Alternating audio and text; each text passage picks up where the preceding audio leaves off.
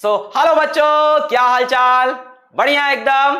So I welcome all of you to the Lakshya batch for class 12 boards, JEE Mains and NEET. और आज हम पढ़ने जा रहे हैं एक नया चैप्टर नंबर 3, करंट इलेक्ट्रिसिटी। और आज है उसका लेक्चर नंबर 1। आज यहाँ पे लाइट गई हुई है, फिर भी आप देख रहे हो इतना जगमगा रहा है, रोशनी हो रखी है। यहाँ बहुत एलईडी रखी है, बहुत एलईडी लगी हुई है इस रूम में। ठीक है, तो यहाँ बहुत गर्मी हो जाती है इस रूम में। तो आई होप जल्दी से लाइट आ जाए, वरना हो सकता है क्लास को मेरे को बीच में रोकना पड़े, बहुत गर्मी हो जाएगी। कोई बात नहीं, मैं पसीने पसीने में पढ़ाऊंगा, मेहनत करूंगा मैं। ठीक है, तो शुरू किया जाए आज का lecture. Yes, my name is Alakh Pandey and this is your beautiful sap physics Wallah. शुरू करते हैं चैप्टर नंबर 3। और अब टुडेज गोल, मैं आपको हर कुछ दिन में वैसे ही टास्क दूंगा और हर में प्रकाश प्राइज रखी जाएगी, तो बहुत मजा आएगा। चैप्टर नंबर 3, टुडेज गोल। आज का गोल क्या है? पहले इलेक्ट्रिक करंट पढ़ेंगे, कॉन्सेप्ट एंड न्यूमेरिकल्स। बढ़िया बढ़िया न्यूमेरिकल्स लेके आए इलेक्ट्रिक करंट के। और आज के लेक्चर में आपको डीपीपी भी मिलेगी, जिसमें सिर्फ इलेक्ट्रिक करंट टॉपिक के न्यूमेरिकल्स होंगे, यानी हर तरह के न्यूमेरिकल जो बन सकते हैं। आज के लेक्चर में आपको बहुत से एक्सक्लूसिव क्वेश्चंस मिलेंगे जो मैंने कहीं पहले नहीं पढ़ाए हैं। ठीक है, तो आज की डीपीपी भी आ जाएगी, अभी लेक्चर खत्म होने से पहले ही अपलोड हो जाएगी। डीपीपी भी बन रही है, तैयार हो रही है, गरम गरम एकदम समोसे की तरह छन के आएगी। और सेकेंड नंबर पे हम लोग पढ़ेंगे करंट डेंसिटी। करंट डेंसिटी के कॉन्सेप्ट से इंट्रोड्यूस होंगे, उसका फॉर्मूला समझेंगे, उसका फील लेंगे और उसके ऊपर भी जो न्यूमेरिकल बन सकता है वो सॉल्व करेंगे।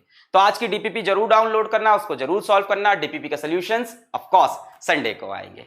तो शुरू करें, आओ स्टार्ट करते हैं। पहला कॉन्सेप्ट, सबसे पहले इलेक्ट्रिक करंट की बात कर रहे हैं, इसमें तो कुछ पढ़ाना ही नहीं है।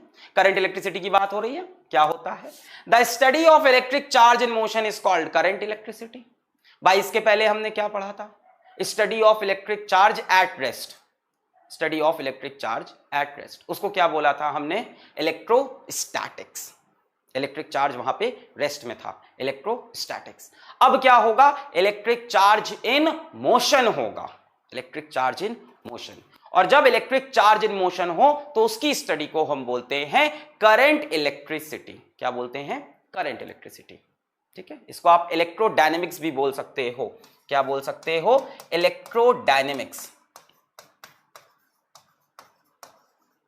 इलेक्ट्रोडायनेमिक्स। इससे पहले चार्ज एट रेस्ट था तो उसको हमने बोला था इलेक्ट्रोस्टैटिक्स। स्टैटिक्स मतलब रुका हुआ चार्ज, और चार्ज जब चलेगा तो उसको हम बोलेंगे इलेक्ट्रोडायनेमिक्स। और उसके अंदर हम पढ़ रहे हैं करंट इलेक्ट्रिसिटी। वैसे इलेक्ट्रोडायनेमिक्स यहां पे खत्म नहीं होता, इलेक्ट्रोडायनेमिक्स की और ब्रांच है बच्चों। जब कोई चार्ज कांस्टेंट वेलोसिटी से चले, कैसे चले? कांस्टेंट वेलोसिटी से चले, तब हम पढ़ेंगे करंट इलेक्ट्रिसिटी, है ना। इसमें यह भी एक बात है, चार्ज इज इन मोशन। कैसे चलेगा चार्ज इज इन मोशन? कैसे चलेगा charge in motion? Charge in motion कैसे रहेगा? करंट इलेक्ट्रिसिटी में आप देखोगे चार्ज इन मोशन कैसे रहेगा। Charge moves at constant speed. Charge constant speed पे जब चलेगा तब हम करंट इलेक्ट्रिसिटी पढ़ेंगे। और यही चार्ज अगर वेरिएबल स्पीड से चला, अगर यही चार्ज वेरिएबल स्पीड से चला तो बताओ क्या पढ़ना पड़ेगा? देखो तीन बातें हैं। चार्ज जब रेस्ट पे था तो electrostatics, charge at rest. Charge in motion मतलब इलेक्ट्रोडायनेमिक्स। अब चार्ज मोशन में दो तरह हो सकता है, या तो कांस्टेंट वेलोसिटी से या तो वेरिएबल वेलोसिटी से। कांस्टेंट वेलोसिटी से होगा तो बोलेंगे current electricity. Very good very good very good, सबने बताया।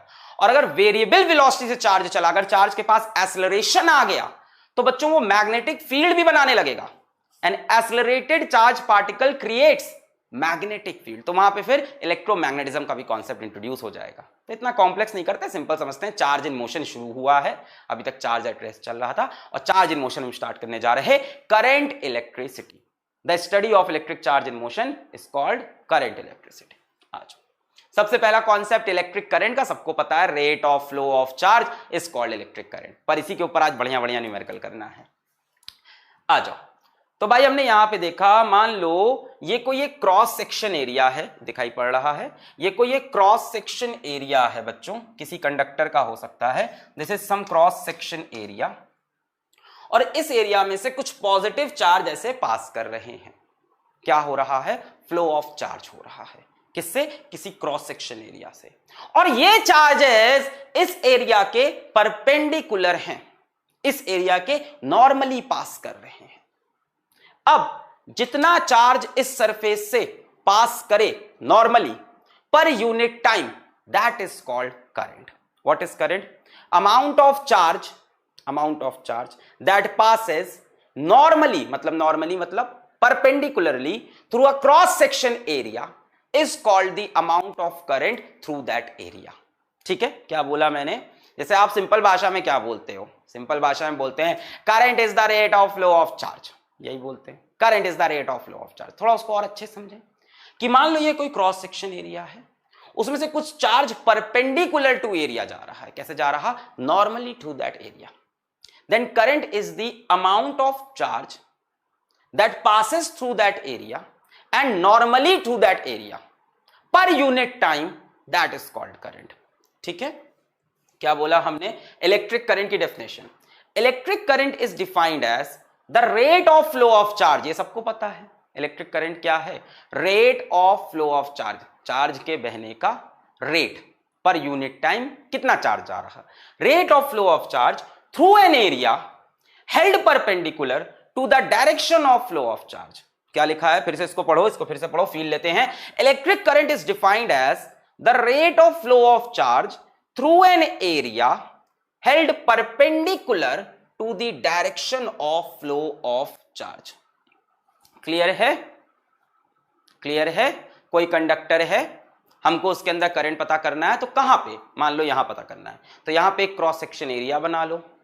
इस क्रॉस सेक्शन एरिया से जितना चार्ज जा रहा हो perpendicular to this area per unit time, that is called current. In short, वैसे तुम याद करना चाहो तो याद कर सकते हो, कोई गलत नहीं कहेगा। Electric current is defined as the rate of flow of charge. आप यहां तक भी पकड़ के चलोगे तो कुछ गलत नहीं होगा, बट उसका फील ये था कि rate of flow of charge कहां से?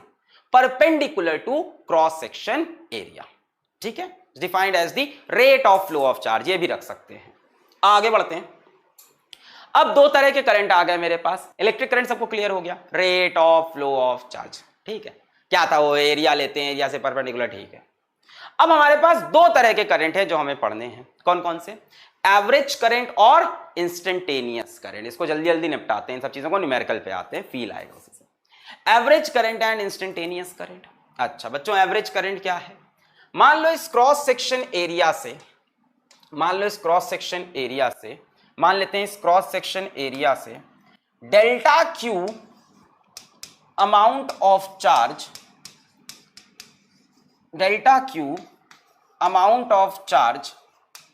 passes in time interval delta t, then current average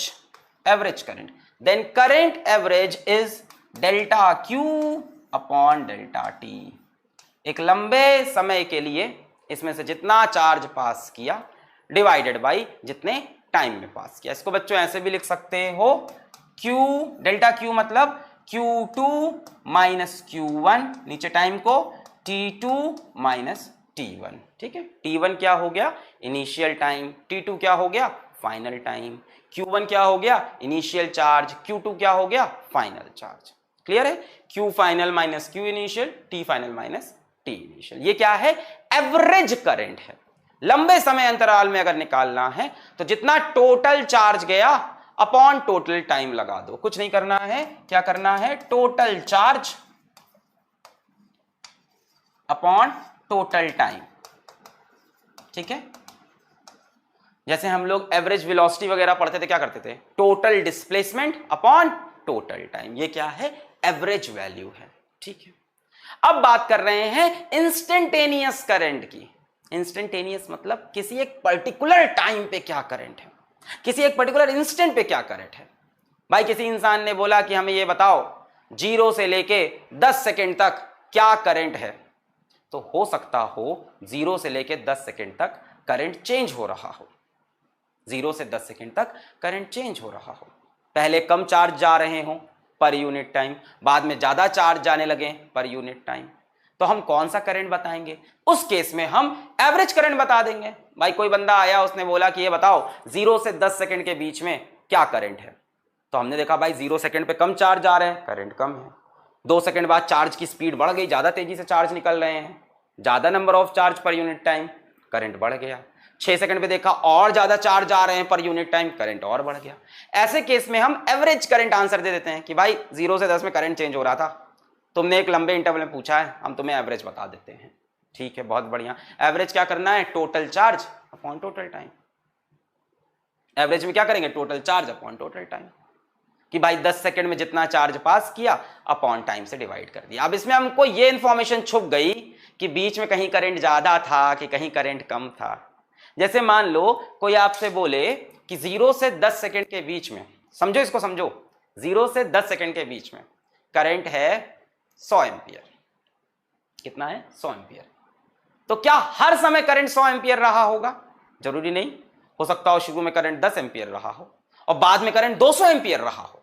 इन सबका घुमा फिरा के जब एवरेज लिया हो तब 100 एम्पियर आंसर हो। फील हो गई बात कि एवरेज करंट ये नहीं बताता कि एक्चुअल में करंट कितना था बीच में। एवरेज करंट बस हमें ये बताता है कि ओवरऑल इतने समय में कितना चार्ज अपॉन कितना टाइम। क्लियर है? Total charge upon total time बताता है। एकदम क्लियर हो गई, बेसिक सी बात थी। अब आया इंस्टेंटेनियस करंट, है ना। अब कोई बुद्धिमान आदमी आया, उसने कहा ये बताओ 4 सेकंड पे क्या करंट है। हमने कहा कब? 0 से 4। उसने कहा नहीं, चौथे सेकंड में क्या करंट बन रहा है, मुझे एग्जैक्ट आंसर चाहिए। अब हमने कहा था एवरेज 100 एम्पियर है, एवरेज तो 0 से 10 का कितना है? 100। वो कह रहा चौथे सेकंड का बताओ। 0 से 10 में तुमने बोला 100, उसने कहा चौथे सेकंड पे। तुमने चौथे सेकंड पे देखा, अरे बाप रे, चौथे सेकंड पे करंट 500 एम्पियर था, बहुत ज्यादा था। इसको बोलते हैं instantaneous current. Instantaneous current average current से अलग भी हो सकता है और एवरेज करंट से सेम भी हो सकता है। क्या पता उस टाइम भी करंट 100 रहा हो। फील आ रहा है?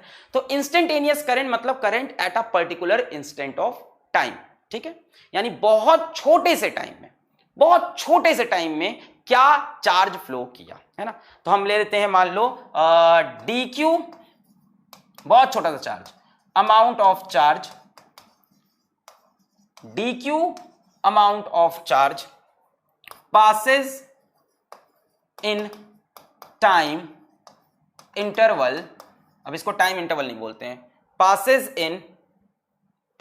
in very small time interval, very small time interval dt, है ना, where dt is nearly 0, चौथा सेकंड, जस्ट 4 से लेके 4.001 सेकंड के बीच में, बहुत छोटा सा टाइम इंटरवल चूज करेंगे। इस समय पे बच्चों जो करंट होगा वो क्या हो जाएगा? dq बटे dt। और ये कौन सा करंट हो गया हमारे पास? Instantaneous current, I instantaneous, dq by dt and I average is delta q by delta t। Average current और इंस्टेंटेनियस करंट सेम भी हो सकते हैं और अलग अलग भी हो सकते हैं। फील हो गया? 0 से लेके 10 सेकंड में एवरेज करंट है 100 एम्पियर, चौथे सेकंड पे करंट क्या है? 100 भी हो सकता है, 50 भी हो सकता है, 500 भी हो सकता है, कुछ भी हो सकता है। क्लियर है? क्लियर है? आगे बढ़ते हैं। अब डायरेक्शन ऑफ इलेक्ट्रिक करंट, सब हलवा हलवा चीजें हैं यार, ये सब तो पढ़ के आते हो। डायरेक्शन ऑफ इलेक्ट्रिक करंट क्या होता है? कन्वेंशनली, अब एक कन्वेंशन बनाया गया है ना, एक चीज बना दी गई है ना, हमारे बुजुर्ग लोगों ने, बाप दादाओं ने एक चीज बना दी। मान लो उन्होंने कहा ये मान लेते हैं कि we define the direction of electric current as the direction of flow of positive charge. अब ये मान लिया उन्होंने तो हम भी मानते हैं, सारी किताबें मानती हैं, पूरा वर्ल्ड एक कन्वेंशन पे चल रहा है, होता है कि नहीं, कि इस तरफ को पॉजिटिव बोल दें, इस तरफ, ऐसे एक कन्वेंशन बना दिया कि direction of flow of positive charge को ही हम डायरेक्शन ऑफ करंट मानेंगे, direction of flow of positive charge को ही हम डायरेक्शन ऑफ करंट मानेंगे। Conventionally we define the direction of electric current as the direction of flow of positive charge. जरा आगे देखते हैं। मैंने दो सिचुएशन ली, एक ली मेटालिक कंडक्टर की। सबको पता है मेटल में करंट किसकी वजह से होता है? इलेक्ट्रॉन की वजह से होता है। तो मान लेते हैं भाई मेटल्स के पास क्या होते हैं? Free electrons. तो मान लेते हैं इलेक्ट्रॉन ऐसे मूव कर रहे हैं, तो बच्चों डायरेक्शन ऑफ करंट क्या होता है? Direction of flow of positive charge. पर यहां तो नेगेटिव चार्ज है भाई, इलेक्ट्रॉन के ऊपर कैसा चार्ज होता है? नेगेटिव चार्ज होता है। तो हम मान लेते हैं कि अगर नेगेटिव चार्ज इधर जा रहा है तो अपने दिमाग में हम एक चीज सोचते हैं कि पॉजिटिव चार्ज इधर जा रहा होगा, तो यहां पे हम करंट का डायरेक्शन ये मान लेंगे। और आप लोग ने एक चीज पढ़ी भी होगी, the direction of current is taken as opposite to the direction of flow of electron, है ना। इसको चाहो तो लिख भी सकते हो यहां पे, यहां लिख लो direction of current, direction of current is taken as opposite to direction of flow of electron। बोल सकते हैं direction of current is taken as opposite to direction of flow of electron। बोल सकते हैं direction of flow of electron, ठीक है। Negative charge इधर जा रहा है, हमने बोला पॉजिटिव चार्ज इधर जाएगा, सब बेसिक बातें। अच्छा, ये मेटालिक कंडक्टर था, ये इलेक्ट्रोलिटिक कंडक्टर। बच्चों इलेक्ट्रोलाइट्स में क्या होते हैं, कैटायंस होते हैं, एनायंस होते हैं, वहां पे पॉजिटिव चार्ज भी मूव करता है और नेगेटिव चार्ज भी। वहां इलेक्ट्रॉन्स नहीं होते, बड़े बड़े आयंस मोशन करते हैं। वहां पे इलेक्ट्रॉन्स नहीं मूव करते, बड़े बड़े आयंस मूव करते हैं। तो अब उसमें क्या करें भाई, यहां पे पॉजिटिव चार्ज इधर मूव कर रहा नेगेटिव प्लेट की तरफ, नेगेटिव चार्ज इधर मूव कर रहा पॉजिटिव प्लेट की तरफ। अब यहां करंट किसकी वजह से होगा, सिर्फ पॉजिटिव की वजह से या दोनों की वजह से, ये बताओ, ये बताओ।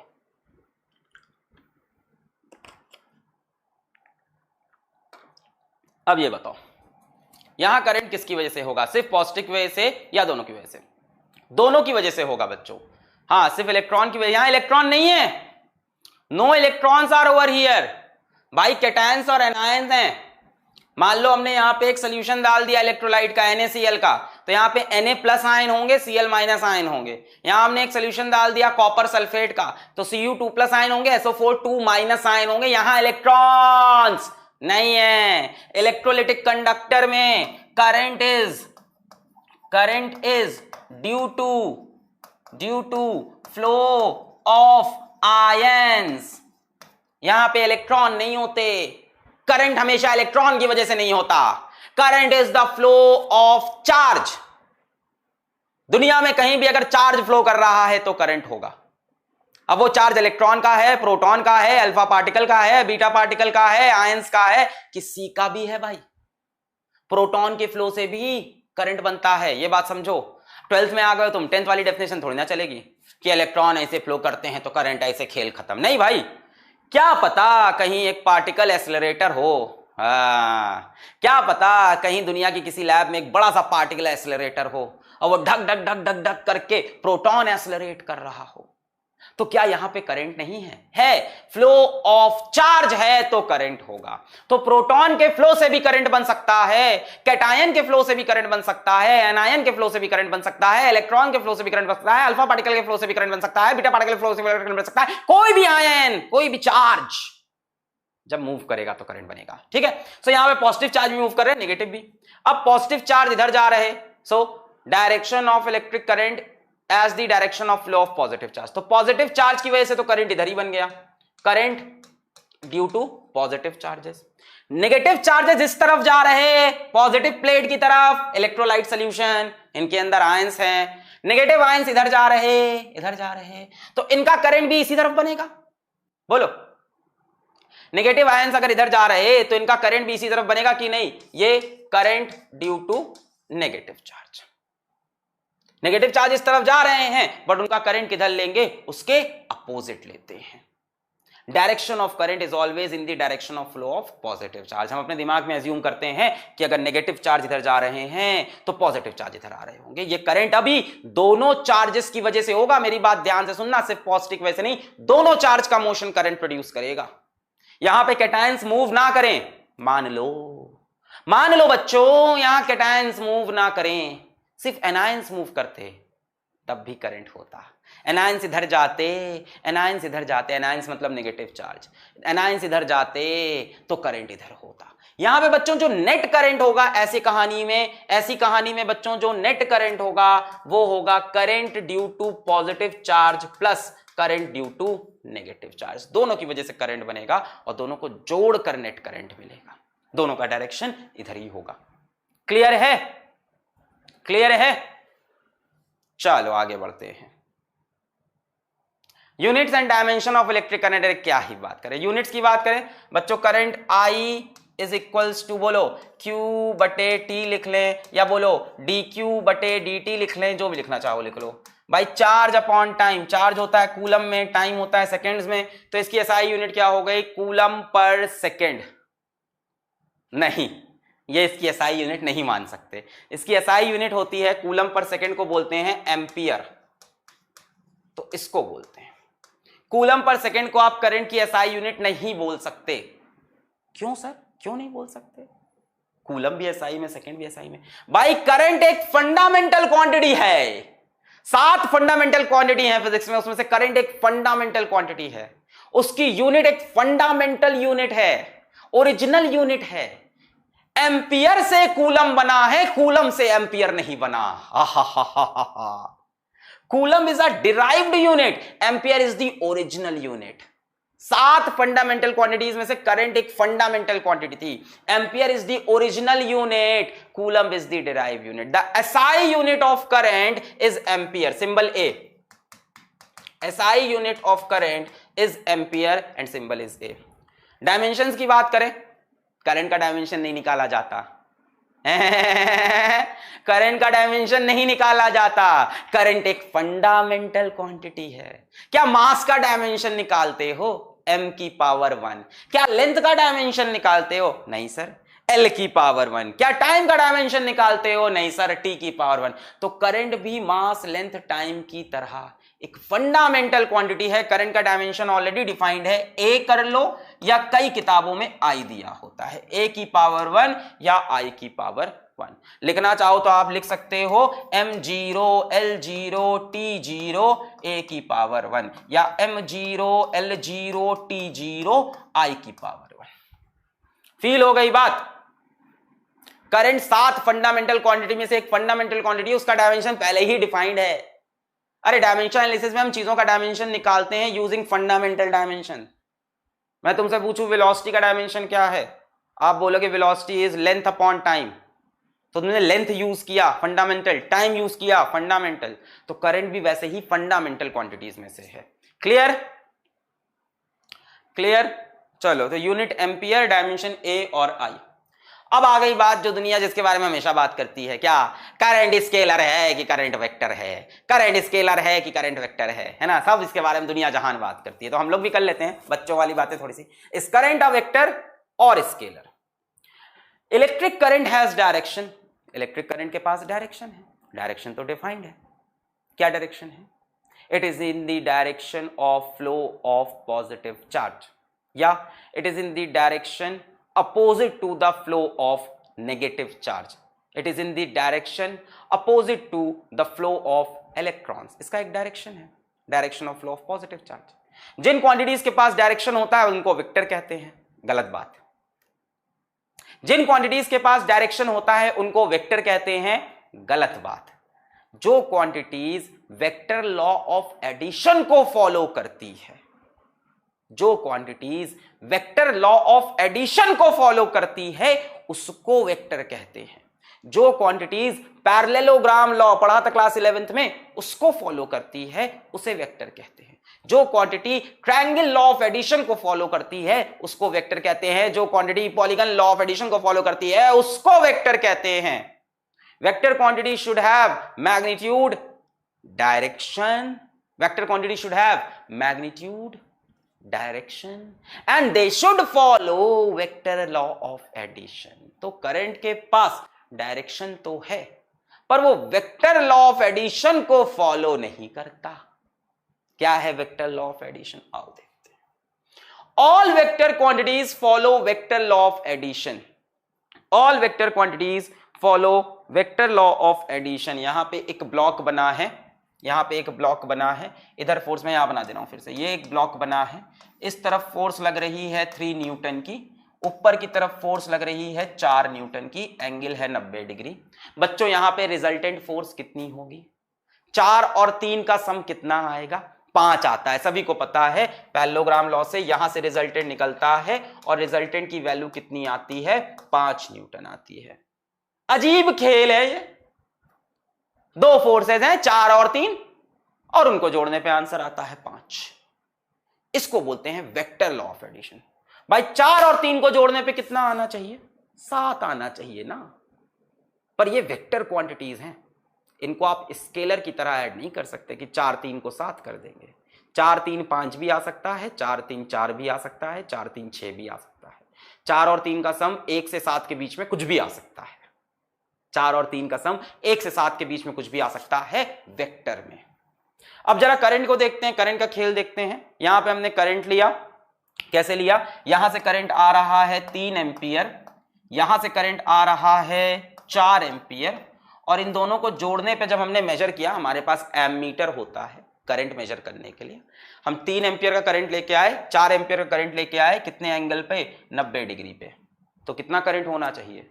5 एंपियर का होना चाहिए, पैरेललोग्राम लॉ से, वेक्टर लॉ से 5। बट ऐसा हुआ नहीं, जब हमने एमीटर से मेजर किया तो बच्चों यहां 7 एंपियर आया। होय होय होय, ये तो सिंपल एडिशन हुआ है। 3 ampere plus 4 ampere gives 7 ampere. बच्चों ये कौन सा एडिशन है? Scalar addition. तो करंट के पास डायरेक्शन तो है, तो करंट के पास डायरेक्शन तो है, but current is a scalar quantity because it follows scalar law of addition.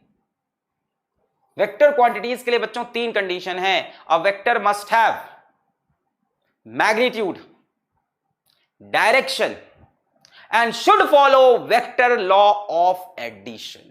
दो वेक्टर का सम उनके बीच में बनने वाले एंगल पर डिपेंड करना चाहिए।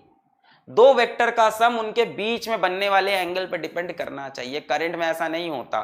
3 4 90 डिग्री पे आए, 7 एंपियर। जरा ध्यान से देखो, ध्यान से देखो, ध्यान से देखो, ध्यान से देखो। यहां से 3 एंपियर का करंट लाया, यहां से 4 एंपियर का करंट लाया। मान लो एंगल है 60 डिग्री, हमने देखा टोटल करंट कितना आ रहा? 7 एंपियर। 3 और 4 का सम एंगल पे डिपेंड नहीं कर रहा। यहीं पे वेक्टर होता तो ये आंसर एंगल पे डिपेंड करता और चेंज हो जाता। वेक्टर एडिशन का जो आंसर होता है वो उनके बीच में बनने वाले एंगल पे डिपेंड करता है। सबको याद होगा भाई आर की वैल्यू कैसे निकालते थे, सबको याद होगा। R square is equals to A square plus B square plus 2ab cos theta, where theta is the angle between two vector. यहां पे जो आंसर है वो थीटा पे डिपेंड करता था, स्केलर में ऐसा कुछ नहीं होता। क्लियर है? कई बच्चे यहां पे टेंसर वर्ड लिखना स्टार्ट कर दिए। कई बच्चे यहां पे टेंसर क्वांटिटी की, टेंसर क्वांटिटी। बच्चों टेंसर एक बड़ा ग्रुप है।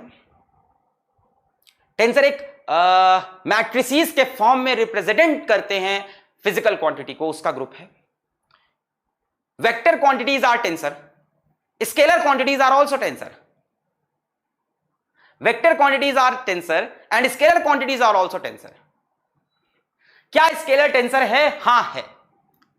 वो टेंसर है जिसके मैट्रिक्स की रैंक 0 है। अब टेंसर क्वांटिटी आपके सिलेबस में आप बोल सकते हो vector electric current is a tensor of a matrix whose rank is 0। Tensor के अंदर वेक्टर भी आएगा, टेंसर के अंदर स्केलर भी आएगा।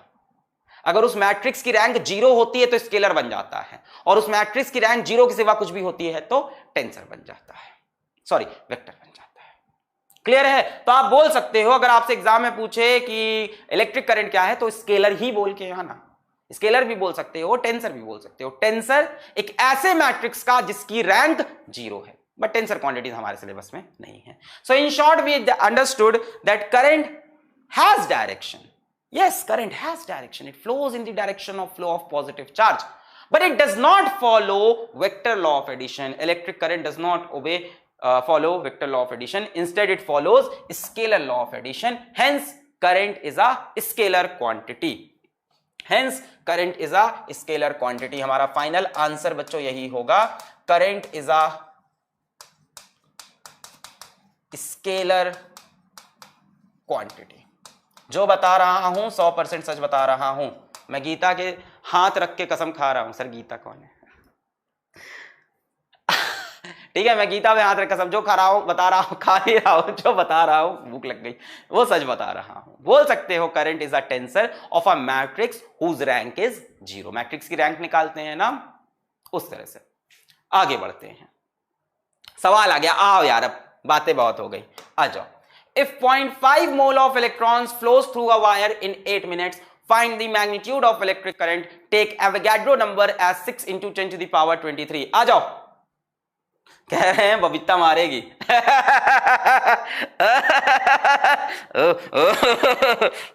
एक तरफ है घर वाली, एक तरफ बाहर वाली, नहीं ची ची ची ची ची ची।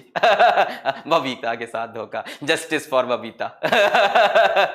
एक कह रहा है गीता बबीता तो बहन है, दंगल वाली। हमारी गीता बबीता हमारी छोरी छोरों से कम है के।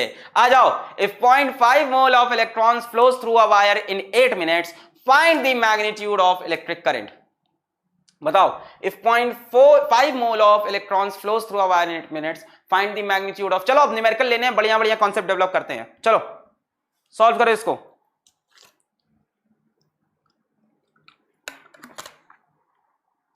बी बता रहे लोग और डी बता रहे हैं, बी और डी के बीच में कंपटीशन हो रहा है। कुछ लोग बी बता रहे हैं, कुछ लोग डी बता रहे हैं।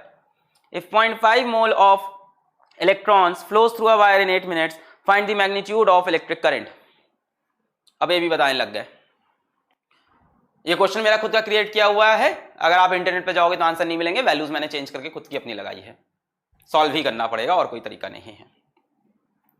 हाँ अच्छा, 0.5 moles of electron flows through a wire in 8 minutes। बच्चों 0.5 moles of electron, तो पहले भाई करंट का फॉर्मूला क्या है, किसमें पूछा है 8 मिनट्स में, तो मेरे ख्याल से तो एवरेज करंट की ही बात कर रहे हैं। ये 8 मिनट से पूछ रहे हैं तो बच्चों एवरेज करंट की ही बात कर रहे होंगे।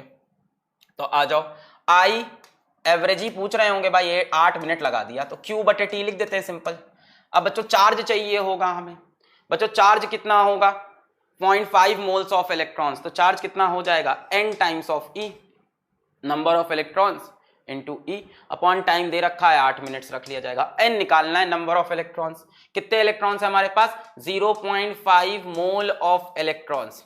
तो बच्चों कितने इलेक्ट्रॉन हो जाएंगे 0.5 और एक मोल में कितने electron 6 into 10 to the power 23 electrons, 1/2 into 6 into 10 to the power 23 electrons, 2 3 6, 3 into 10 to the power 23 electrons. तो यहां रख सकते हैं current is equals to N की वैल्यू कितनी हो गई 3 इंटू 10 टू द पावर 23। फिर E, एक इलेक्ट्रॉन पे चार्ज कितना होता है सभी को पता है, सब चीजें हम लोग पढ़ चुके हैं, 1.6 into 10 to the power minus 19 coulomb. So 1.6 into 10 to the power minus 19 coulomb लिख लो, और टाइम कितना है 8 मिनट्स, यानी 8 into 60 second, coulomb per second ampere मिल गया। बोलो समझ में आ रहा है?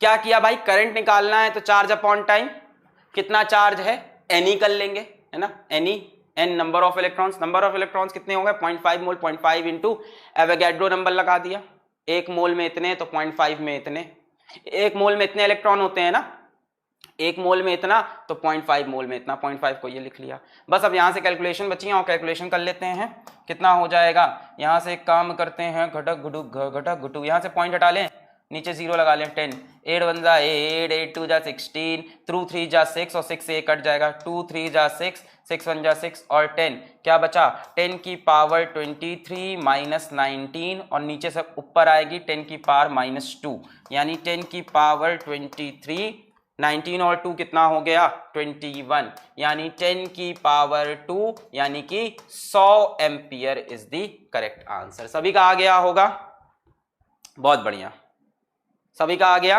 ठीक है। एवोगैड्रो नंबर इजी था। अगला सवाल बता के दिखाओ, फिर बताते हैं।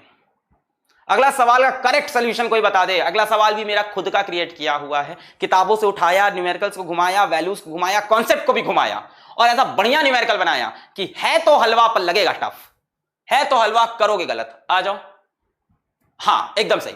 A solution of copper sulfate furnishes 6 into 10 to the power 16 Cu2 plus ions and 4 into 10 to the power 16 SO4 2 minus ions in 2 seconds. Find the electric current passing through the solution. चलो बताओ, हाँ बताओ बताओ बताओ।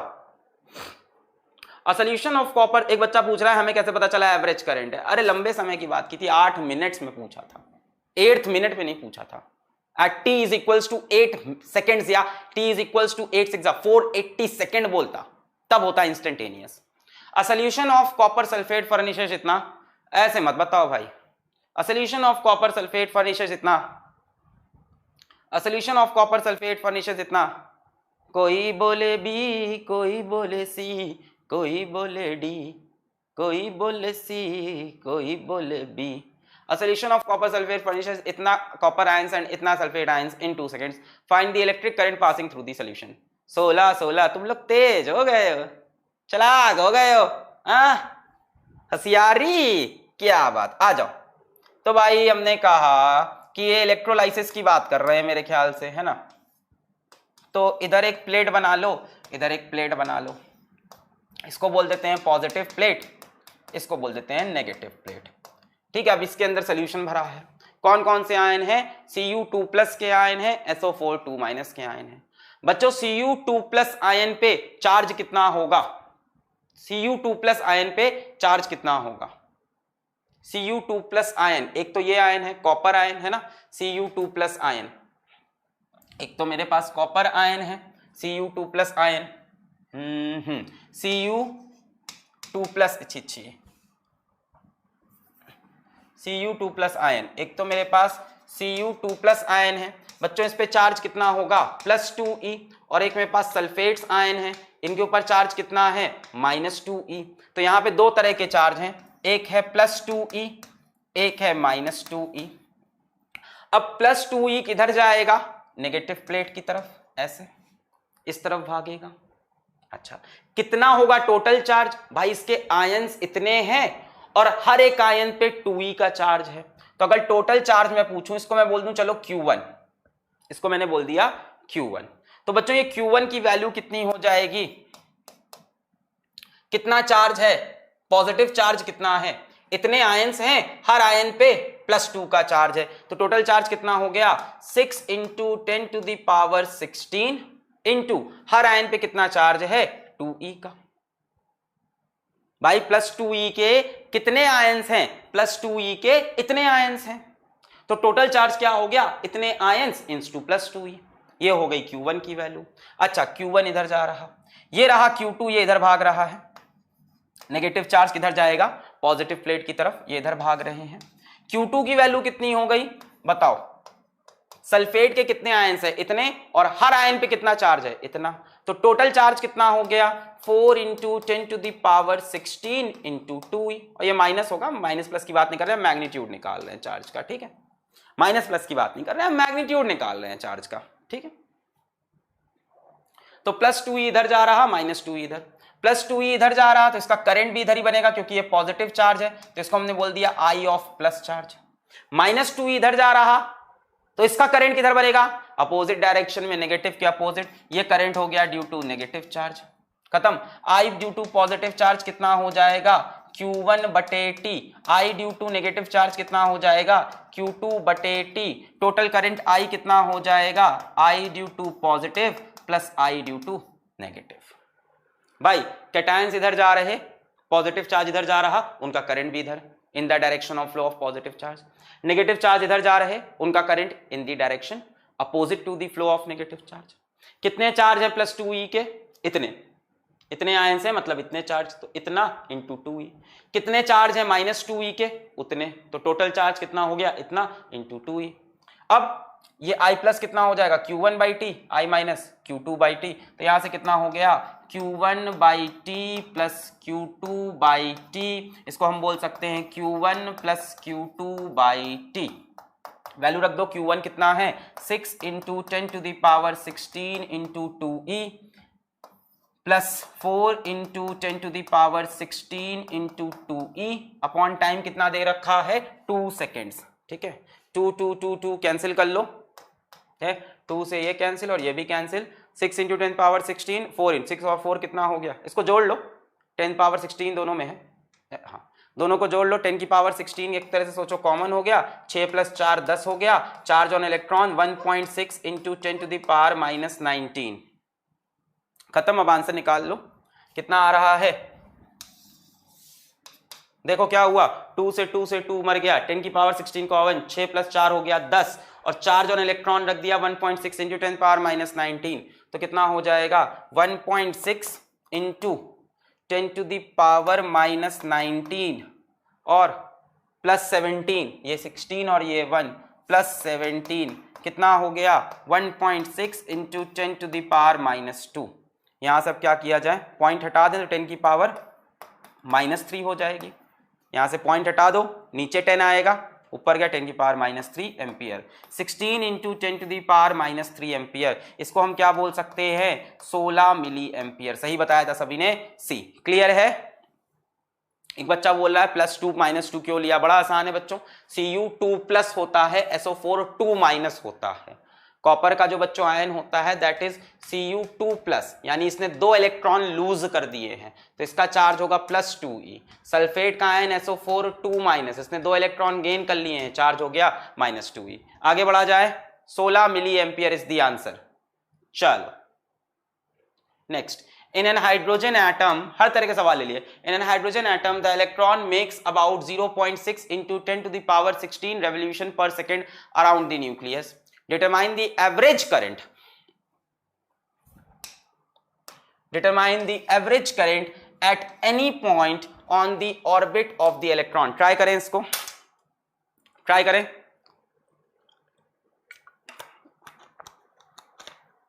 हाँ, chemistry भी डाल दिया इसमें,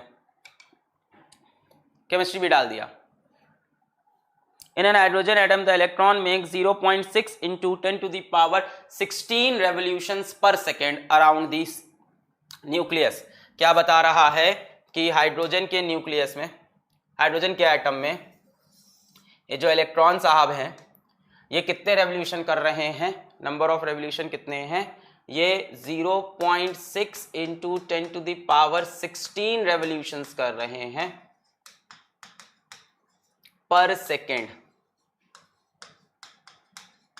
तो हमसे पूछा है what is the average current. Hydrogen के न्यूक्लियस में ध्यान देना, एक ही इलेक्ट्रॉन होता है हाइड्रोजन के एटम में, सॉरी यहां न्यूक्लियस होगा, एक ही इलेक्ट्रॉन होता है तो सिंगल इलेक्ट्रॉन। बताएं सभी लोग, कोई बी बोला, कोई सी बोला, कोई डी बोला, बताओ। हाइड्रोजन का एटम है, उसमें इलेक्ट्रॉन गोल गोल घूम रहा है न्यूक्लियस के अगल बगल। भाई इलेक्ट्रॉन का मोशन है, मतलब चार्ज का मोशन है, चार्ज का मोशन है तो करंट तो होगा। अब करंट कितना होगा, इसको कैसे देखो, इसको रटने वाले लोग बहुत रटने वाले तरह से कर सकते हैं। यहां पे करंट की वैल्यू होती है एनी। इन शॉर्ट अगर मैं बता दूं तो ऐसे सवालों में करंट की वैल्यू होती है सीधा सीधा एनी, करंट की वैल्यू सीधा सीधा N E, where N is the frequency, where N is the frequency. जब भी ये चक्कर काटने वाले सवाल आए, इन शॉर्ट अगर आपको सॉल्व करना है तो current I is equals to N E, सीधा बिना कॉन्सेप्ट लगाए था सीधा, where N is the frequency. बच्चों फ्रीक्वेंसी क्या होता है, number of revolution per second दे रखा है, number of revolution per second, यही चीज तो फ्रीक्वेंसी है। ये किसकी वैल्यू है, एन की वैल्यू है फ्रीक्वेंसी की। तो सीधा सीधा आंसर कितना हो जाएगा, I is equals to N E. अब समझते हैं कि क्यों ऐसा करते हैं, क्यों ऐसा होता है, फील तो लो ऐसा हुआ क्यों, ये तो सबने बता दिया, इसका फील तो बताओ ऐसा हुआ क्यों, इसका फील लेते हैं। आ जाओ आ जाओ। क्या बोला है, डिटरमाइन द एवरेज करंट, ध्यान से, determine the average current at any point. इसका फील नहीं आता लोगों को, लोग रट के चले जाते हैं I is equals to N E, हो गया करंट, फील ही नहीं आया इसमें, करंट कहां है।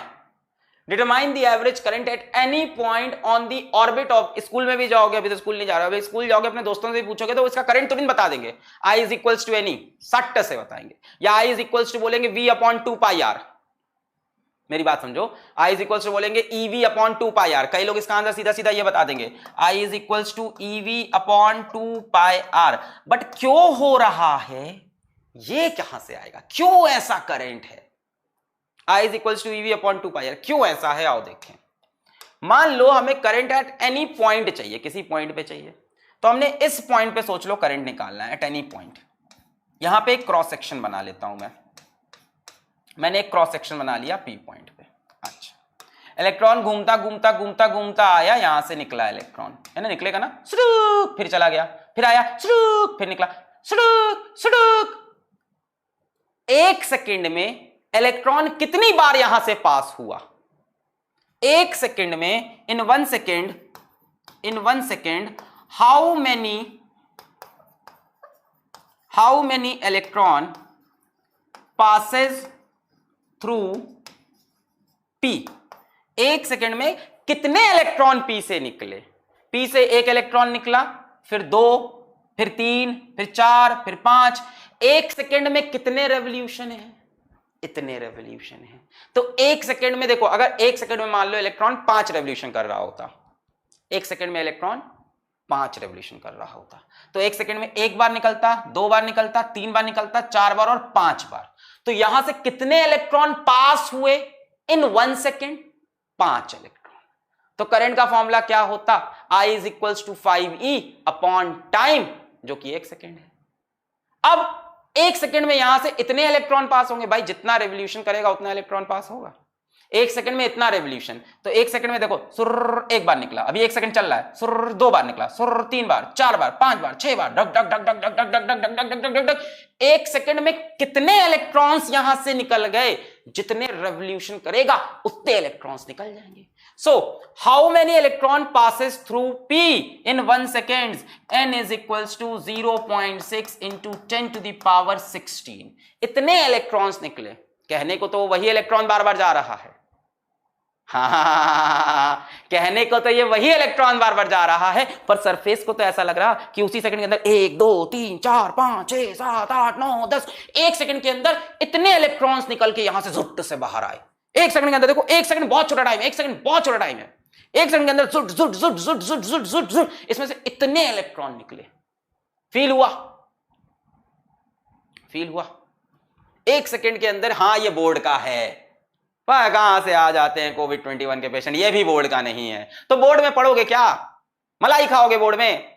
बोर्ड को कुछ समझते ही नहीं है, ये बोर्ड का है। अरे बोर्ड में पढ़ना पड़ता है, नर्सरी में थोड़ी ना है। हाँ ठीक, तो 1 सेकंड बोर्ड का है, रट के चले जाओ, N E E V upon 2 pi R, खेल खत्म हो जाएगा।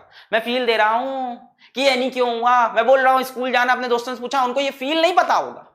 वो खट्टे से इस क्वेश्चन को, अब पता नहीं, देखो नहीं सॉल्व कर पाएंगे फिर तो पता नहीं तुम कहां रहते हो।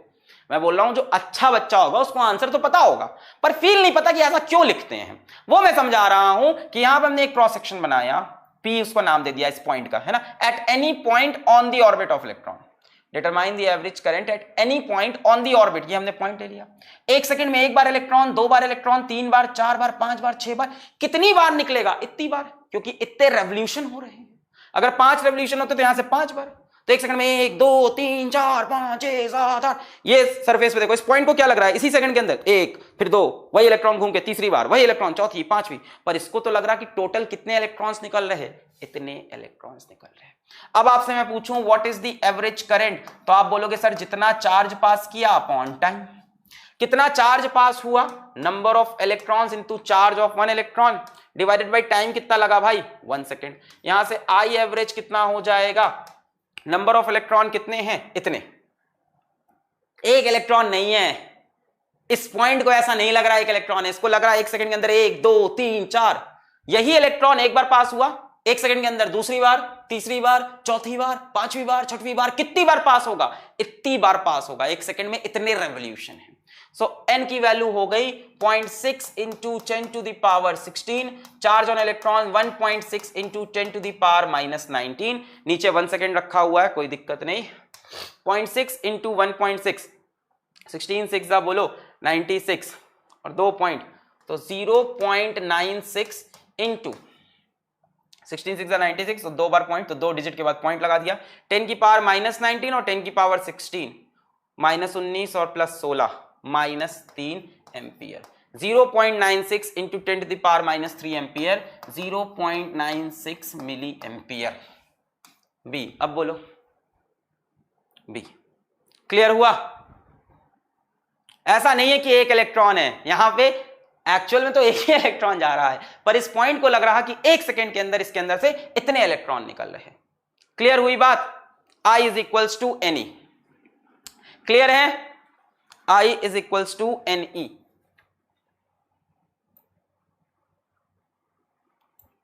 I is equals to NE। बहुत बढ़िया, ठीक, तो इसको रट भी सकते हो। अब सर ये फॉर्मूला कहां से आया? EV अपॉन 2 पाई आर, इसको भी समझ सकते हो, इसको भी समझ सकते हो, EV अपॉन 2 पाई आर। बच्चों एक सर्कुलर मोशन में कोई चीज घूम रही है, मान लो V वेलोसिटी से, और इसका रेडियस मान लो R है, सर्कुलर मोशन में घूम रही v वेलोसिटी से, रेडियस r है, तो टाइम पीरियड क्या हो जाएगा, distance upon speed. Time period क्या हो जाएगा, डिस्टेंस अपॉन स्पीड। तो बच्चों डिस्टेंस कितना कवर करेगा एक चक्कर में, है ना, डिस्टेंस कितना कवर करेगा एक चक्कर में, 2 पाई r, और स्पीड कितनी है v। ये रहा टाइम पीरियड। बच्चों फ्रीक्वेंसी क्या होती है, सब लोग इतना जानते हैं, फ्रीक्वेंसी क्या होती है 1/t, यानी n की वैल्यू कितनी हो जाएगी 1/t। 1/t करोगे क्या आ जाएगा, v अपॉन 2 पाई r। तो कई बार करंट की value I is equals to N E, so I is equals to N की जगह v upon 2 pi r into E, ये भी लिखी होती है या ऐसे भी निकालनी पड़ती है। क्लियर है, ऐसे भी कर सकते हैं, ऐसे भी कर सकते हैं। क्लियर है, क्लियर है भाई। दूसरा फॉर्मूला भी दे दिया था ना मैंने आपको यहां पे, क्या, EV अपॉन 2 पाई r। तो मैंने कहा ये कैसे आया, मैंने कहा मान लो एक सर्कुलर मोशन हो रहा है और जो इलेक्ट्रॉन हमारा मूव कर रहा था, मान लो उसकी वेलोसिटी v है और इस सर्कल का रेडियस स्मॉल r है। तो बच्चों प्यारे बच्चों, अच्छे बच्चों, गंदे बच्चों, टाइम पीरियड कितना हो जाता है सर्कुलर मोशन का, डिस्टेंस कितना चले एक चक्कर में, एक चक्कर में कितना डिस्टेंस चले 2 पाई r, कितनी स्पीड से चले v स्पीड से। टाइम पीरियड भाई, टाइम पीरियड क्या होता है, टाइम टेकन फॉर 1 चक्कर ना, t क्या होता है, टाइम फॉर 1 चक्कर, ये तो पता होगा, टाइम फॉर 1 चक्कर, एक चक्कर चलाना है 2 चक्कर चलाना है बबीता और Gita. So T time for 1 चक्कर, डिस्टेंस अपॉन स्पीड। तो एक चक्कर का डिस्टेंस कितना हो गया 2 पाई r, और स्पीड कितनी हो गई v हो गई। तो 2 पाई r बटे, फ्रीक्वेंसी क्या होता है 1 बाई टाइम, तो n हो गया 1/t, 1/t करे v by 2 pi r। Current I is equals to N E, v upon 2 pi r। ऐसे क्वेश्चंस आपको डीपीपी में मिलेंगे या तो इस फॉर्मूले से ब्रेक होंगे या तो इस फॉर्मूले से ब्रेक होंगे ठीक है, बट फील इसका मैंने आपको आज दिला दिया कैसे होता है। क्लियर है, आगे बढ़े, आगे बढ़े, चलो।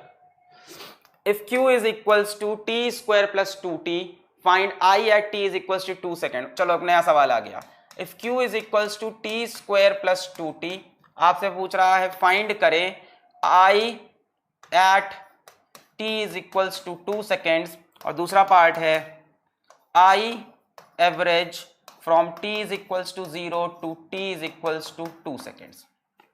ये तो उड़ा दोगे तुम लोग खटाखट। जल्दी से आंसर कमेंट करो करके, इसको जल्दी से आंसर कमेंट करो, हलवा सवाल है यार, खट्टे से उड़ना चाहिए। दोनों का आंसर कमेंट करो कॉमा लगा के, 6 बता रहे हैं कई लोग, कॉमा लगा के दोनों का आंसर चाहिए।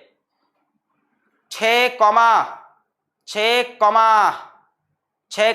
ना 6,3 ना 3 सही है क्या, एवरेज 0 to 2 नहीं, 6,4 is the correct answer, 6,4 is the correct answer. 6 होगा क्या पहला, यूट्यूब से देख के आए थे, वैल्यू चेंज कर दी सर ने, वहीं से देख के आए थे, छाप देंगे। नकल में भी अकल चाहिए होती है। चलो भाई, I at t is equal to 2 seconds. बच्चों ये कैसी करंट पूछ रहा है, instantaneous at t is equal to 2 second. निकाल, t इज इक्वल टू 2, एकदम स्पेसिफिक बोला, एक इंस्टेंट पे बोला। तो पहला वाला instantaneous current I is equal to dq by dt लगाना पड़ेगा। पहले वाले सवाल में हमसे इंस्टेंटेनियस करंट पूछ लिया है, पहली बार हमसे I इंस्टेंटेनियस पूछा है, क्या हो जाएगा dq बटे dt। भैया डिफरेंशिएट करना पड़ेगा इसको, t स्क्वायर प्लस 2t को डिफरेंशिएट करना पड़ेगा। t स्क्वायर का डिफरेंशिएशन क्या होगा 2t हो जाएगा, और 2t में क्या होगा 2 रह जाएगा, सही है। इसका डिफरेंशिएशन क्या होगा 2t, और 2t में क्या रह जाएगा 2, मिल गया। अब I इंस्टेंटेनियस कब निकालना है, t इज इक्वल्स टू 2 पे निकालना है। तो यहाँ t की वैल्यू 2 रख दो, 2 इंटू 2 प्लस 2, 2 दूनी 4 और 2 6 एम्पियर, एकदम सही था। दूसरा पार्ट I एवरेज खुद ही बोल दिया है, एवरेज करंट। I एवरेज क्या होता है बच्चों, मैंने आपको बताया था delta Q upon delta T, या Q2 minus Q1 upon T2 minus T1। Q2 मतलब फाइनल चार्ज, Q1 मतलब इनिशियल चार्ज।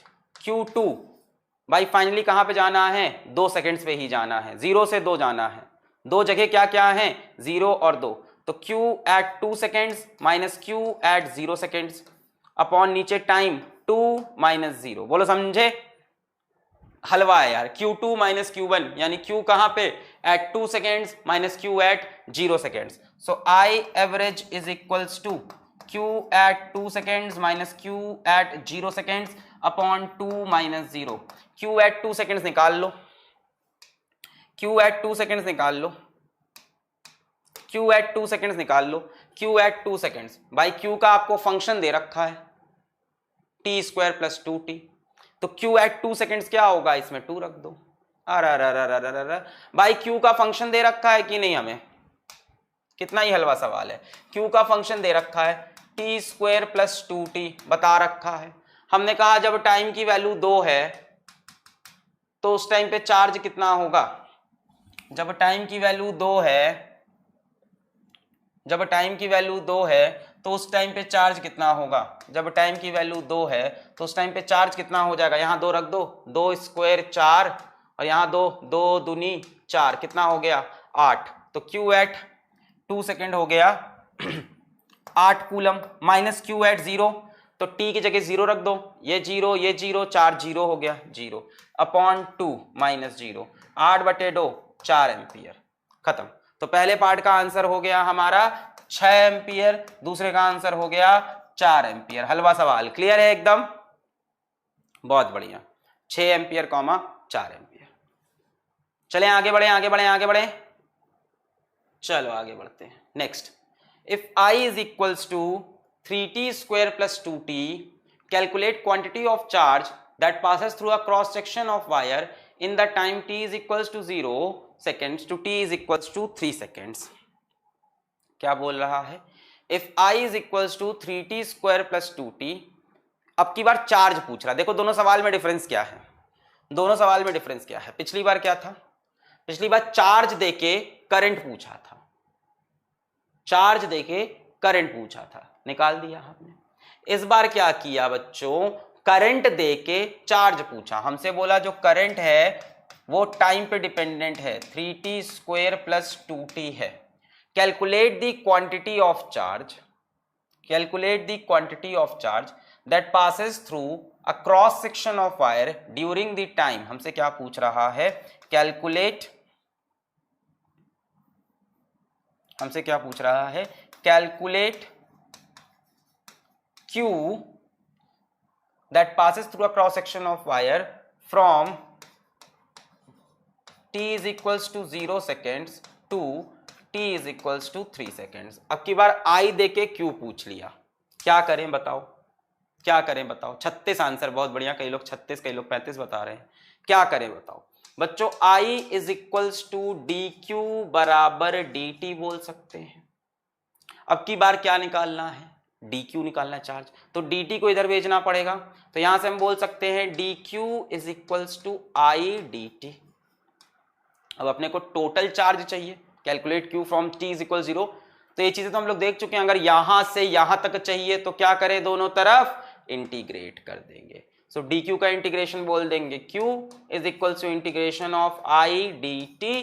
कहां से कहां चार्ज चाहिए, 0 से लेके 3 सेकेंड तक। I की वैल्यू रख दो अंदर, 3t square plus 2t dt 0 से लेके 3। यहां से q की वैल्यू कितनी हो गई, इंटीग्रेट करें आओ, 3t स्क्वायर को इंटीग्रेट करोगे तो क्या होगा, इंटीग्रेट करते हैं, बहुत सिंपल सा इंटीग्रेशन है। q is equals to 3t square को इंटीग्रेट करना होगा, फिर 2t को भी। बच्चों 3 का कोई इंटीग्रेशन नहीं होगा, t स्क्वायर का इंटीग्रेशन क्या हो जाएगा, t क्यूब बाई 3 होगा कि नहीं, t स्क्वायर, t की पावर n का इंटीग्रेशन क्या होता है, t की power n plus 1 upon n plus 1, तो 3 तो कांस्टेंट है बाहर हुआ, t स्क्वायर का इंटीग्रेशन t की पावर 2 प्लस 1 अपॉन 2 प्लस 1। इसी तरह से प्लस 2t का भी इंटीग्रेशन क्या होगा, 2 बाहर हो जाएगा, t की पावर 1 है ये, तो क्या हो जाएगा टी की पावर 1 + 1 अपॉन 1 + 1 यानी t²/2। इतना इंटीग्रेशन तो पता होगा, t का integration t²/2। 3 cancel, 2 cancel, limits क्या लगी हुई है 0 से लेके 3 तक की, तो क्या हो गया t³ + t² 0 से लेके 3। तो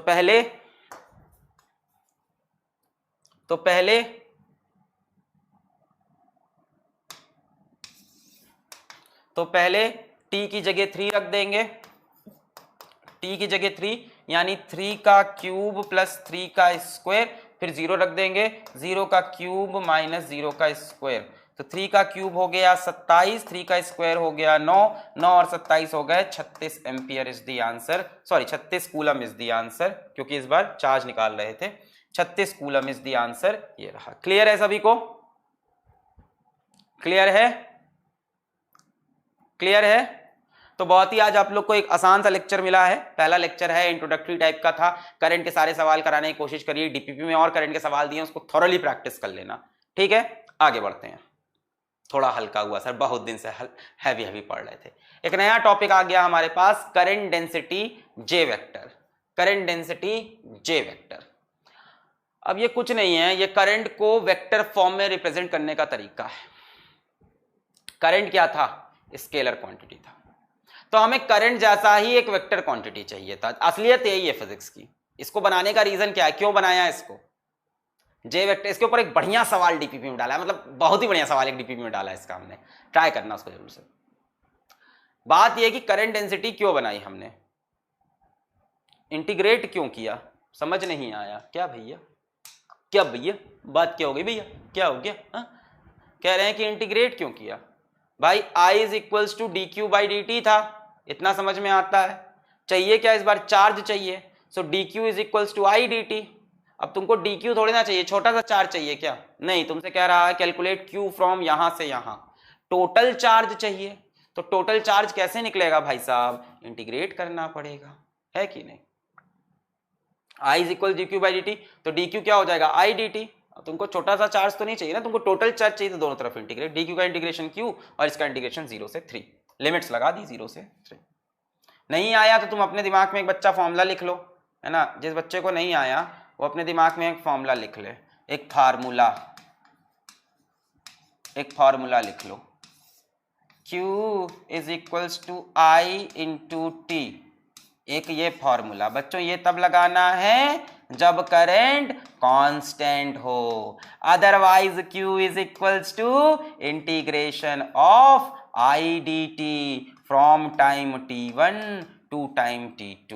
लिमिट भी हटा देते हैं, otherwise q = integration of I dt। ये कब लगाना है? जब करंट वेरिएबल हो। अब ठीक है बच्चा, फॉर्मूला बन गया ना अपने पास। फॉर्मूले तो कभी गलत नहीं होते बेटा। सो I जब वेरिएबल हो बच्चा, so you will use this very important formula, okay? This is very important formula, and if I is constant then you will use this formula, okay? These are very very important formula, इसको अच्छे से पकड़ लेना। अब clear है? जिनको नहीं आया भाई ये फॉर्मूले पकड़ लेना। चल, अब यहां पे देखो, हमें चार्ज निकालने को बोला था, पर करंट कैसा था? वेरिएबल, और वेरिएबल करंट का फॉर्मूला ये इंटीग्रल I dt। ये तो वेरिएबल करंट के लिए चार्ज कैसे निकलता है? इंटीग्रेशन I dt से। हाँ, इतना टफ सवाल। अब क्लियर है? चलो, तो मैं क्या कह रहा था, करंट डेंसिटी। भाई करंट स्केलर क्वांटिटी हो गया, तो हमें एक क्वांटिटी चाहिए थी जो करंट जैसी हो पर वेक्टर हो, सिर्फ इसीलिए बनाया है इसको, सच्चाई बता रहे, और कोई रोल नहीं इसका फिजिक्स में। ये क्वांटिटी क्यों बनाया, अभी तुमको जब vectors law, Ohm's law in vector form जब बताएंगे तब तुमको फील होगा कि ये क्यों बनाया। करंट डेंसिटी जे क्या है एक्चुअल में? A quantity like current but vector. Current जैसी ही है बट वेक्टर क्वांटिटी है, ठीक है? इसको डिवाइस किया गया कि भाई करंट तो स्केलर हो जा रहा है, तो एक वेक्टर क्वांटिटी दिख जाए करंट जैसी, तो बनाया जे। अब जे क्या होता है? मान लो ये एक कंडक्टर है और इसके क्रॉस सेक्शन से, ये एक कंडक्टर है और इसके क्रॉस सेक्शन से मान लो I करंट जा रहा है, इसके क्रॉस सेक्शन से मान लो I करंट जा रहा है, I करंट जा रहा है। तो इस P पॉइंट पे करंट डेंसिटी J कैसे डिफाइन होती है? इस P पॉइंट पे करंट डेंसिटी J कैसे डिफाइन होती है? J वेक्टर, ये वेक्टर क्वांटिटी है, is equals to current upon area vector. इस जगह का एरिया वेक्टर रखना होगा। Area vector J is equals to I upon area vector. और बच्चों एरिया वेक्टर क्या होता है? किसी भी सरफेस से कैसे होता है? किसी भी सरफेस से परपेंडिकुलर होता है। तो ये हो गया एरिया वेक्टर। और एरिया वेक्टर दोनों ले सकते हैं सर, आगे वाला भी ले सकते हैं, पीछे वाला भी। वही एरिया वेक्टर लेना जो करंट के डायरेक्शन में हो, सिंपल सी बात। वही एरिया वेक्टर लेना जो करंट के डायरेक्शन में हो, ठीक है। तो ये बोल सकते हो J is in the direction of A, या सीधा बोल दो J is in direction of I।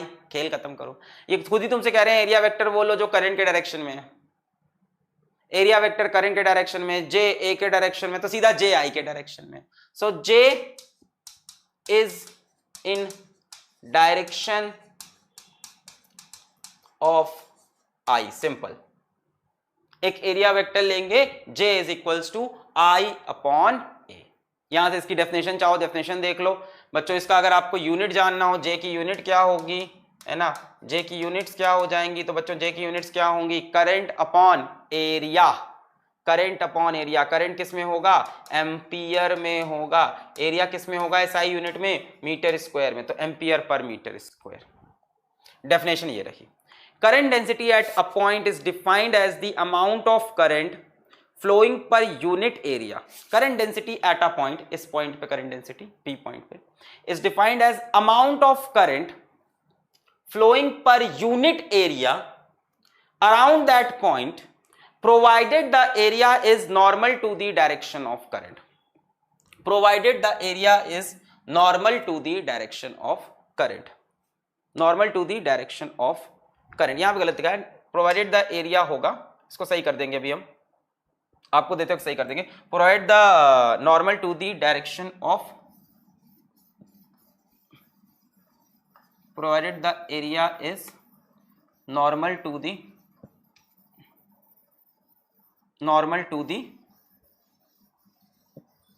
provided the, पूरा गलत लिखा है, provided the area is, ये पूरा सही कर दूंगा मैं अभी, ठीक है, अभी जब आपके पास आएंगे रिटन नोट सही कर दूंगा। provided the area is in direction of current, in direction of current. Normal नहीं रखना है, करंट के डायरेक्शन में रखना है। Provided the area is in direction of current, normal नहीं रखना है, उसके साथ रखना है, ठीक है, नॉर्मल नहीं रखना है, उसके साथ। बहुत सिंपल है। एक वेक्टर क्वांटिटी बनाई हमने J, जिसको बोला करंट डेंसिटी, उसको हमने क्या बोला? करंट पर यूनिट एरिया। करंट की डेंसिटी, चलो छोड़ तुम सारी बातें, छोड़ो जी। करंट की डेंसिटी कि यूनिट एरिया पे कितना करंट है, सिंपल। करंट की डेंसिटी यूनिट एरिया पे कितना करंट, ऐसे फील ले लो, खत्म। हमसे बोला कि एक कंडक्टर है जिसका क्रॉस सेक्शन एरिया, एक कंडक्टर है ये, इसका क्रॉस सेक्शन एरिया है मान लो 5 मीटर स्क्वायर, और इसमें से करंट जा रहा है 10 एम्पियर का। मैंने कहा 10 एम्पियर करंट जा रहा है, हमने बोला हाँ। कितने एरिया से? 5 मीटर स्क्वायर से। मैंने कहा पर यूनिट एरिया पे कितना करंट है, तो आप बोल दोगे 10/5, 2 एम्पियर का करंट पर यूनिट एरिया। करंट की डेंसिटी, अभी फील हो गया, करंट की डेंसिटी। और इसको जानबूझ के वेक्टर, असलियत तो यही है इसको बनाने की, भले हम अगल बगल कितनी बात करें, जानबूझ के एक वेक्टर क्वांटिटी डिजाइन की गई है। करंट पर यूनिट एरिया में तो चाहते तो एरिया वेक्टर ना यूज करते पर जानबूझ के एक वेक्टर क्वांटिटी। मैं फिर से बताता हूं, मान लो ये कंडक्टर है, इसका cross section area 5 metre square, ये 5 मीटर स्क्वायर का एरिया, 5 मीटर स्क्वायर के एरिया में से करंट जा रहा है 10 एम्पियर का। तो मैंने कहा पर यूनिट एरिया 1 मीटर स्क्वायर से कितना करंट गया, 5 मीटर स्क्वायर से, यहां बना लेते हैं, यहां वो जो जगह है यहां बना लेते हैं, चलो ये मान लो 5 मीटर स्क्वायर का एरिया है और इसमें से करंट जा रहा 10 एम्पियर। तो पर यूनिट एरिया कितना करंट है, यही करंट डेंसिटी है। J इज इक्वल्स टू 10/5, कितना हो गया? 2 ampere per metre square. This is current की density. 2 ampere per metre square, और J का डायरेक्शन क्या होगा, in the direction of current. अब क्लियर है, in the direction of current. चलो, हाँ, current density at a point is defined as the amount of current. इसको ध्यान से पढ़ लो, इसको ध्यान से पढ़ लो, अगला कॉन्सेप्ट इसी के बेसिस पे, इसको ध्यान से पढ़ो, इसको ध्यान से पढ़ो, सारी बातें छोड़ो। क्या लिखा है, डेफिनेशन को ध्यान से पढ़ें।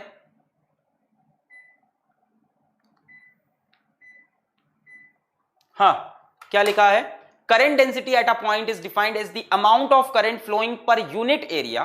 ठीक है, current density at a point is defined as amount of current flowing per unit area around that point, provided, ध्यान से ध्यान से ध्यान से ध्यान से ध्यान से, provided the area is in direction of current, provided the area is in direction of current, area को इन डायरेक्शन ऑफ करंट होना पड़ेगा। हाँ, लाइट आ गई है, थैंक यू सो मच, काफी देर पहले आ गई थी। प्रोवाइडेड द एरिया, भाई ये समझ लो, अभी अगला कंसेप्ट आने वाला, फिर बोलोगे क्यों लिया, ये क्यों किया। Current density at a point is, ये तो बहुत क्लियर है, current density at a point is defined as the amount of current flowing per, current density is defined as the amount of current flowing per unit area around that point, provided the area is in the direction of current. ये जो area लिया है, ये जो area vector लिया है, वो किसके डायरेक्शन में होना चाहिए, करंट के डायरेक्शन में होना चाहिए। If current is not perpendicular to area, यहां पे करंट ऐसे हो गया कुछ, अब बताओ करंट डेंसिटी की वैल्यू क्या होगी, इस केस में करंट डेंसिटी की वैल्यू क्या होगी, बताओ, अब बताओ। विनर का नाम मैं पहले ही अनाउंस कर चुका हूं, विनर विनर चिकन डिनर, अभी क्लास के अंत में फिर से लगा देंगे। बताओ, अब बताओ यहां पे करंट की, सॉरी, करंट डेंसिटी क्या होगा, अब बताओ करंट डेंसिटी क्या होगा। अब डेफिनेशन देखनी पड़ेगी भाई, हैं, अब देखनी पड़ेगी डेफिनेशन। यहां पे करंट ऐसे जा रहा, एरिया वेक्टर ऐसे है, current density at a point is defined as the amount of current flowing per unit area, amount of current flowing per unit area around that point, provided the area is in direction of current, provided the area is in direction of current। कई लोग बोल रहे हैं zero होगा, provided the area is in direction of current। आओ देखते हैं, ये है करंट ऐसे है, एरिया वेक्टर तो भैया ऐसे ही बनेगा, कुछ कर लो, area vector is always perpendicular to the surface, तुम कुछ कर लो, तुम कुछ भी कर लो भाई, एरिया वेक्टर तो परपेंडिकुलर टू सरफेस ही रहेगा, ये रहा, ठीक है ना। अच्छा, करंट इस बार ऐसे निकल गया, एरिया वेक्टर तो ऐसे ही बनेगा, सरफेस के परपेंडिकुलर, एरिया वेक्टर और करंट के बीच में angle theta, provided the area is in the direction of current. तो मुझे ये बताओ, area in direction of current कितना है, area in direction of current इस टाइम कितना है, A cos theta. Direction of current में कितना एरिया आ रहा, ए कॉस थीटा। अब जे की वैल्यू क्या हो जाएगी, आई अपॉन ए कॉस थीटा, आई अपॉन ए कॉस थीटा। हाँ, अब कई लोग इसमें सोच रहे हैं आई कॉस थीटा अपॉन ए क्यों नहीं किया, आई कॉस थीटा अपॉन ए क्यों नहीं कर दिया, दोनों कहानी एकदम अलग है। सोचो, आई कॉस थीटा अपॉन ए, कहानी अलग हो गई पूरी, क्योंकि ये डेफिनेशन ध्यान से पढ़ो, provided the area is in the direction of current, किसके ऊपर कंडीशन लगा रहे हैं, किसके ऊपर कंडीशन लगा रहे हैं, provided the area is in direction of current, area के ऊपर कंडीशन लगा रहे हैं, जो एरिया करंट के डायरेक्शन में हो। करंट के डायरेक्शन में कौन सा एरिया है, ए कॉस थीटा। क्लियर है, आई अपॉन ए कॉस थीटा, और यहां से आप लिख सकते हो theta is the angle between current I and area vector A, current I and area vector A. एक आके कह रहा है गलत है, हाँ भाई मैं गलत तुम सही, खुश, अब खुश, अब सही, हम गलत है तुम सही हो।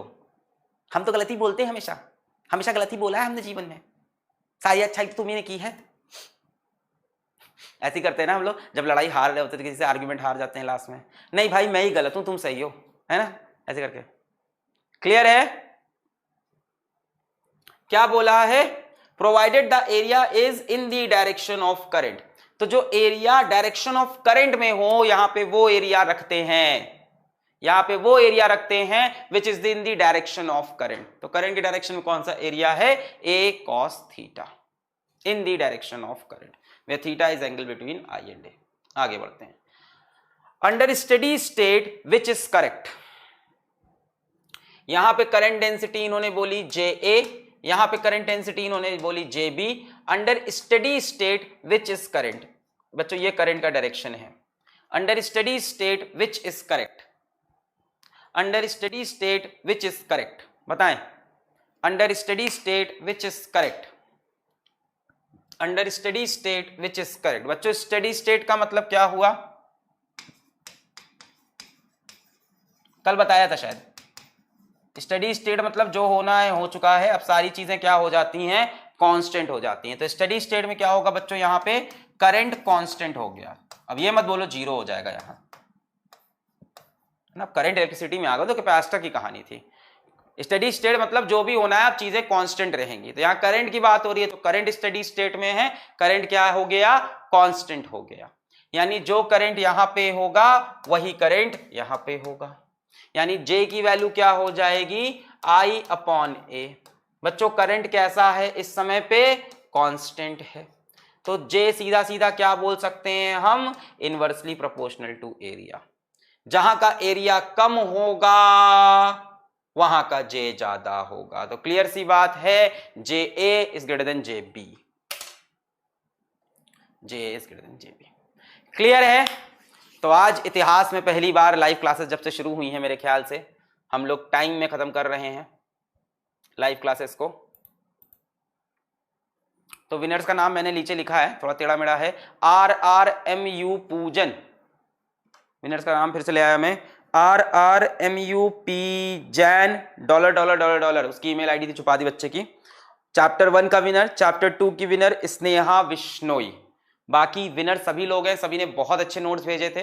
ये फॉर्मूला शीट, इन लोग की फॉर्मूला शीट मैं डेफिनेटली डिस्प्ले करूंगा नेक्स्ट 1 to 2 डेज में, ठीक है।